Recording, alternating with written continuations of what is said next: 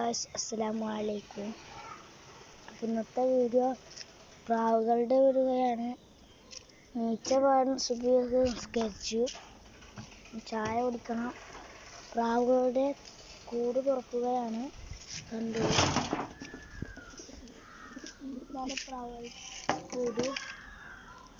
കണ്ട, തുറക്കണം.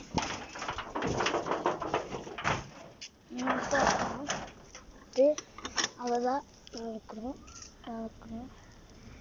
പ്രാവുകൾ നടക്കുന്നു. അഴിട്ട് അവര് അഴിട്ട് കൊടുക്കട്ടെ. അഴിട്ടെടുക്കാൻ പോവുകയാണ്.